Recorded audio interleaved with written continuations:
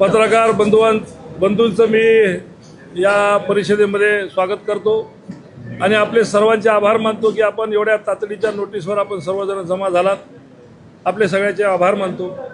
विषय असा आहे की आज जे उद्धव साहेबांनी बैठक बोलवली होती मुंबईला आणि त्या बैठकीला मी जाऊ शकलो नाही। याचं कारण असं आहे की काल परवाच आपल्या सगळ्याला माहिती आहे की उद्धव साहेबांनी माझ्यावर एक जबाबदारी टाकली होती की महाविकास आघाडीचा पुरस्कृत म्हणून माझ्या मुलाला त्यांनी पुढे पुरस्कृत केलेला आहे आणि त्या अनुषंगाने आजची ही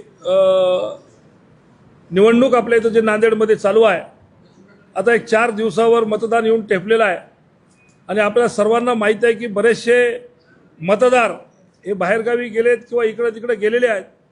त्यामुळे प्रत्येकाला शोधून आणून किंवा त्यांच्या घरापर्यंत जाण्यासाठी हे खूप कमी वेळ पडतोय आणि त्या अनुषंगाने मी साहेबाला विनंती केली होती की जर जमत असेल तर मी इथंच प्रेस घेतो आणि जर आपण म्हणत असाल तर मी तिथपर्यंत कसंही करून येऊन जातो।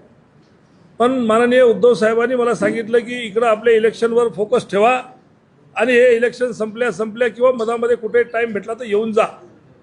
माझं रोजच उद्धव साहेबांशी बोलणं होत आहे। आज सुद्धा सकाळी आम्ही व्हिडिओ कॉन्फरन्सिंगवर जवळपास सगळेच खासदार आम्ही एकमेकांशी बोललो, साहेबांशी बोललो, साहेब आमच्याशी बोलले आणि रात्रीला झूम मीटिंग आहे, त्या मीटिंगमध्ये सुद्धा मी हजर राहणार आहे। आपल्या सगळ्याला इथं माहिती आहे की मी पुरस्कृत आघाडीचा पुरस्कृत उद्धव साहेबांचाच पक्षाचा माणूस म्हणून माझ्या मुलाला उभं केलेलं आहे। त्यामुळे कुठल्याही शंकेला वाव नाही आहे।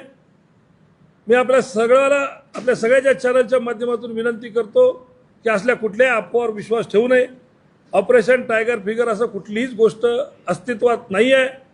कोणीही आमच्या संपर्कात नाही आहे किंवा मी कोणाच्या संपर्कात नाही आहे। त्यामुळे आपल्या सगळ्यांना विनंती करतो की या अफवावर विश्वास ठेवू नये।